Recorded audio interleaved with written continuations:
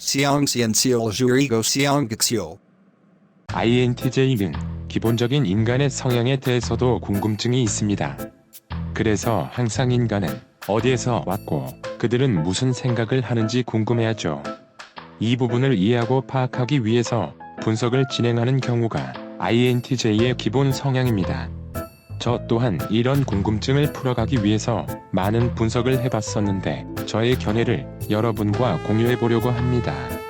인간은 누구나 상황에 따라 변하거나 적응하는 동물입니다. 근데 이 부분은 100%이기는 하지만 각 개인에 따라서 100% 내에 다시 비율이 다르게 설정됩니다. 예를 들어서 A라는 사람이 갑자기 무인도에 떨어지면 먹고 살기 위해서 주변을 탐색하고 열매를 따서 먹는 등의 행위를 하는 그런 적응력을 보여주게 되지만 B라는 사람은 한참을 울고 불고 하다가 자포자기 심정으로 열매를 찾아다니는 행동을 하게 될 겁니다. 일부는 자살하는 경우도 있겠으나 이는 생존을 하기 위한 적응력 다음 단계에서 갈리기 때문에 일단 첫 단계에서는 100%라고 볼 수 있습니다. 인간은 상황에 어느 정도 적응할 수밖에 없는 나약한 존재라는 것이죠.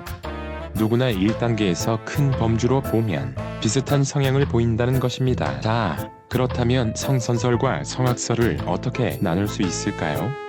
성선설은 태어나면서부터 착하다는 전제이고 성악설은 태어나면서부터 악하다는 전제로 내용을 다룹니다. 우리는 어떤 상황에서 마음속으로 생각을 먼저 하는 사람과 행동이 먼저 나가는 사람으로 분류할 수 있습니다. INTJ는 이성적인 사고와 판단을 우선으로 하기 때문에 행동으로 나타나기까지 약간 시간이 걸립니다. 그러나 다른 유형 중에는 생각보다 행동으로 먼저 나타내는 경험적이고 공감형인 사람들이 있습니다. 길을 걷다가 넘어져 울고 있는 아이를 본다면 여러분은 어떻게 하실 건가요?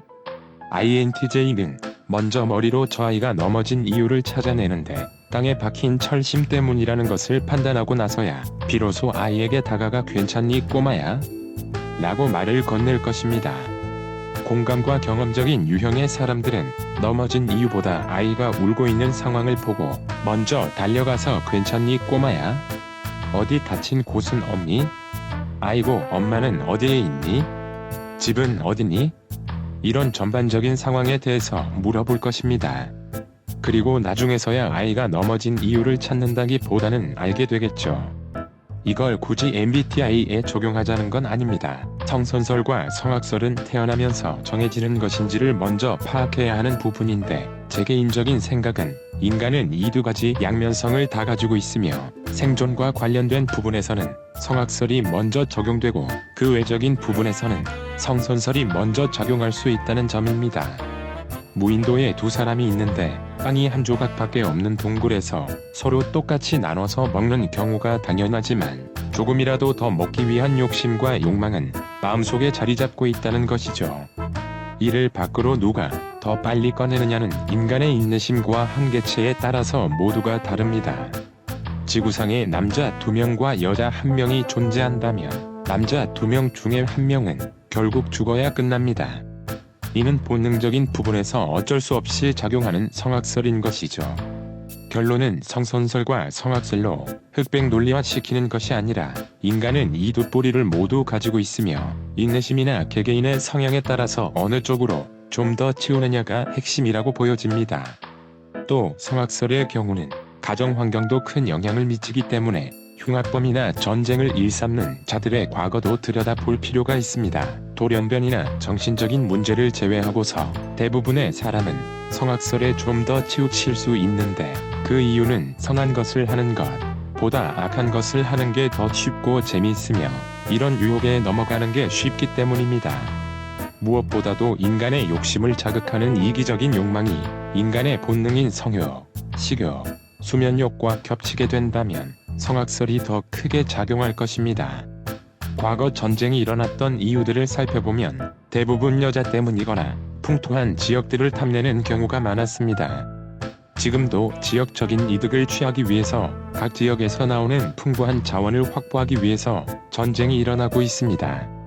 이는 성악설에 좀 더 치우칠 수 있지만 인간은 자신의 이득을 위해서라면 언제든지 악해질 수 있으며 내가 가진 것보다 적은 것을 가진 사람을 보면 자연스럽게 마음에서 우러나오는 동정심은 성선설의 일종이며, 이를 실천하는 사람들이 바로 인간과 잘 지내는 타입들이라고 보면 됩니다.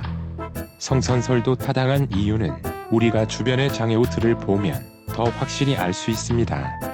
마음이 몸을 지배하는 것이기 때문에 마음의 근심이 사라지면 얼굴은 해맑습니다. 장애우들은 근심이 적기 때문에 겉으로 보면 항상 웃고 작은 사소한 것도 즐거워합니다. 정상인들이 보면 너무 과하다 싶을 수 있지만 그게 어쩌면 인간의 성선설을 증명하는 부분일 수 있습니다. 우리도 마음을 비우면 얼굴부터 달라질 수 있습니다.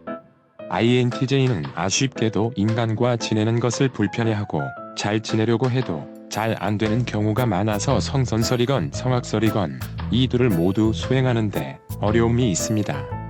하지만 마음은 이 두 가지 모두를 가지고 있으며 항상 이 두 마음에서 갈등을 겪고 있고, 기본적인 성향은 성선설에 더 가깝다고 볼 수 있습니다. 비록 행동은 중립적인 형태이지만 말이죠. 함부로 행동이 앞서서 먼저 상대를 공격하거나 해치지 않기 때문입니다.